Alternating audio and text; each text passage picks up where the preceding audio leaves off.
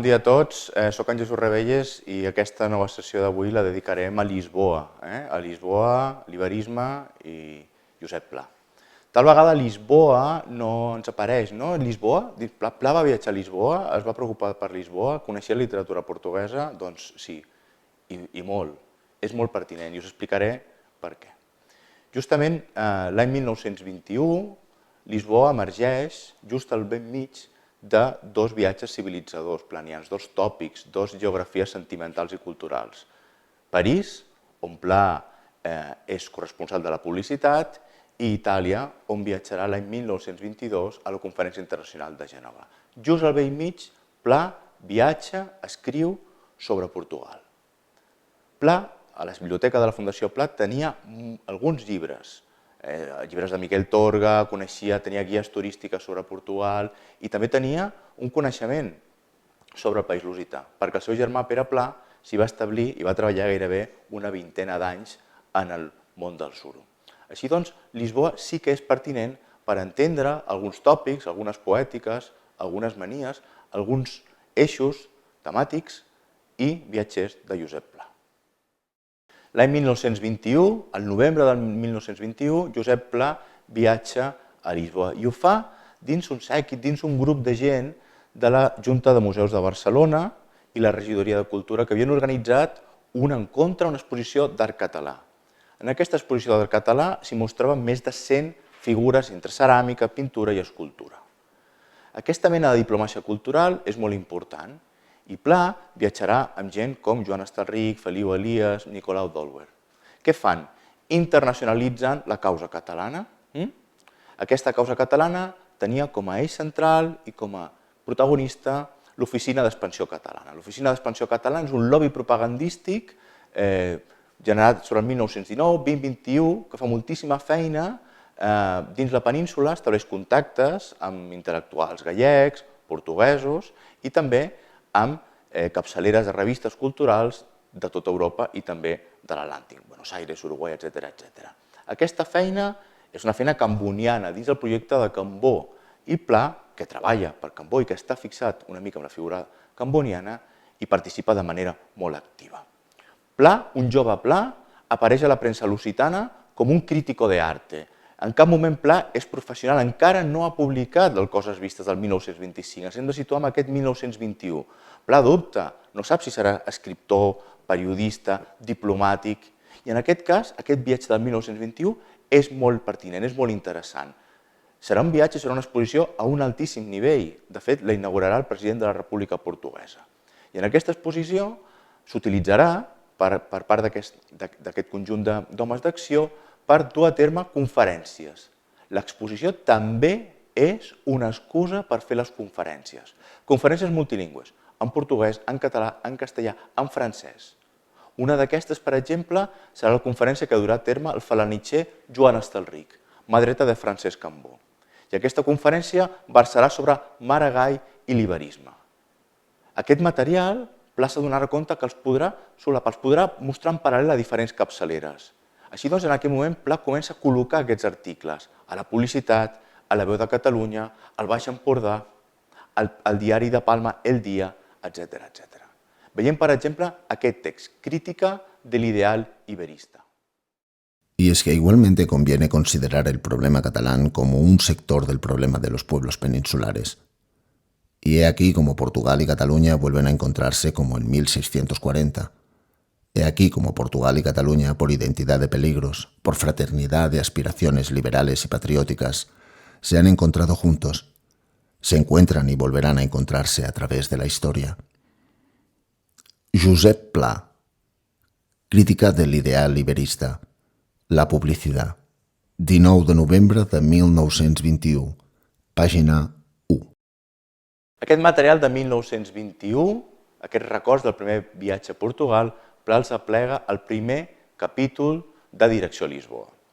Què és Direcció a Lisboa? Direcció a Lisboa és el volum 28 de l'obra completa de Destino, es publica en 1975 i Pla decideix donar-li importància a Lisboa. Apareix, té tema, té títol, té volum, diguem-ho així.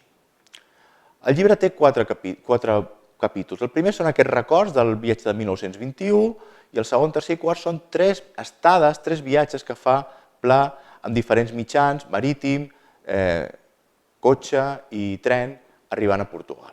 I arriba pel sud, pel centre, per Badajoz i també per Galícia. Aquesta triangulació de la península, aquestes tres maneres d'entrar a Portugal demostren una característica iberista molt important. Aquests tres eixos, tres vectors són imprescindibles per entendre com les perifèries marítimes s'enfronten a la sequedat de Castella.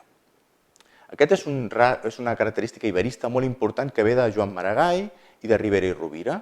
La llengua portuguesa i la llengua catalana són llengües germanes, són apartats germans que tenen vocals semblants, una polifonia molt semblant, molt diferent a la seca i àspera Castilla. Així doncs, quan Pla arriba a Lisboa, s'hi sent com a casa. Diu que bé arribar a una ciutat fluvial, una ciutat on la mar és imprescindible. El vessant atlàntic de la península ibèrica és molt més ric en aigües que el Mediterrani, fins a l'extrem que es pot afirmar que la major part de les aigües que recull aquesta península van a parar a Portugal, així el Duero, el Tajo i el Guadiana. Això produeix una característica molt notable. Després, és un país molt més plujós que l'entera Pell de Brau, cosa que constitueix una altra nota favorable. Josep Pla, Direcció Lisboa, obra completa 28, pàgina 389. Lisboa és l'única ciutat important de la península completament fluvial. Tot i trobar-se tan a prop de l'oceà, Lisboa és una ciutat d'aigua dolça, de fang suspès sobre les aigües de l'estuari. El senyor Joan Maragall escriví que el portuguès és una llengua obscura. Volia dir, sospito, de color obscur. Més que obscura, el portuguès em semblà, en arribar-hi, que és una llengua vellutada, ombrejada, amb vegetacions de molsa tardoral, tan agradable al tacte. Josep Pla, Direcció Lisboa, obra completa 28, pàgines 17 i 22. Crec que Lisboa és, essencialment, una meravella de color, un prodigi de cels i de llums, sense cap forma de dramatisme teatral i que només es pot comprendre amb l'ajuda de la paciència i si es mira amb calma. Nosaltres, amb els ulls habituats a les nostres ruïnes, als colors de la nostra prodigiosa naturalesa i els colors monòtons i malhumorats de l'obra humana, sempre mirarem Lisboa com una espècie de miracle. Josep Pla, Direcció Lisboa, obra completa 28, pàgines 126 i 127. Així doncs, Pla arriba a Portugal i fa de flaner, arriba a Lisboa i passeja, bada, s'inventa històries, va a les biblioteques, als museus, demostra que té un coneixement del món portuguès. De fet, el que fa Pla ho seguiran, per exemple, Gaziel a Portugal en fora o Fèlix Cucurull a dos pobles ibèrics. Pla cartografia i posa el mapa, posa Lisboa dins el mapa de grans escriptors, grans narradors catalans. I aquest material és tan interessant que Pla el fa trasbassar, del llibre al text, del text als diaris. Així doncs, als anys 40, als anys 50, hi haurà un trasbassament entre tota aquesta experiència textual de Lisboa, dels seus adjectius extraordinaris, del seu color, del seu riu, amb diferents elements planians. Portugal continuarà la vida i obra de Josep Pla. Havíem parlat dels anys 20, després parlarem dels anys 70, centrem-nos ara als anys 50. Als anys 50, Pla es fixa a Portugal, viatja a Portugal per visitar el seu germà, que s'ha establert ja per treballar al Montapé, i es refereix als seus articles de diari sobre Salazar, sobre el dictador portuguès. Què hi veu, què detecta Pla en Salazar? Amb la seva intel·ligència veu un altre tipus de dictador. En el fons, quan està parlant de Salazar, també s'està referint a Franco, de la mateixa manera que quan està parlant de la península, també s'està referint a un altre tipus d'Espanya, una altra possibilitat perifèrica, com hem dit abans.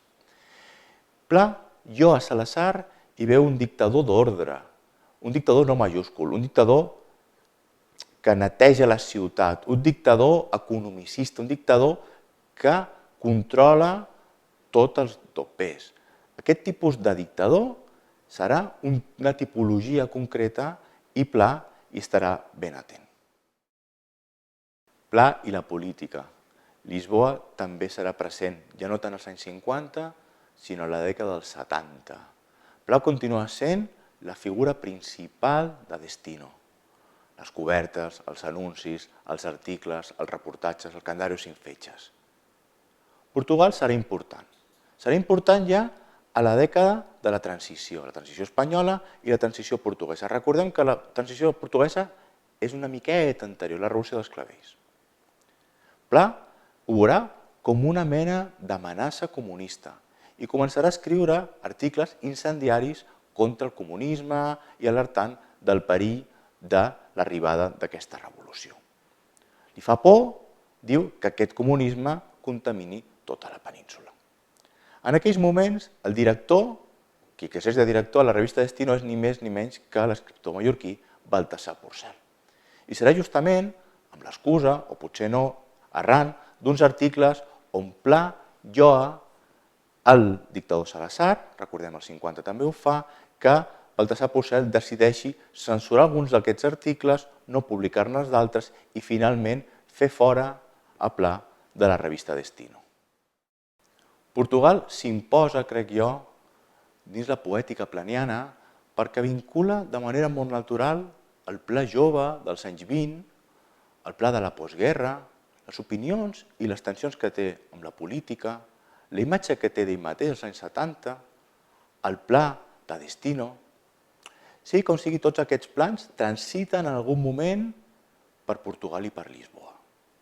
No només això, fixem-nos, l'escenari portuguès també vincula de manera molt pertinent Pla amb Palafrugell, amb el món del suro, i també amb l'espai privat o íntim, la relació que té amb el seu germà, que s'estableix també a Portugal. Els viatges de Pla a Portugal mostren i demostren una llengua que llisca, uns adjectius brillants, un Portugal, espai viscut, espai escrit, pertinent. Sigui com sigui, sempre en direcció a Lisboa. Ara el meu país és tan lluny, tan separat de Portugal. Serà possible de tornar-hi? Serà difícil, però em sembla que faré mans i mànigues per tornar a Portugal.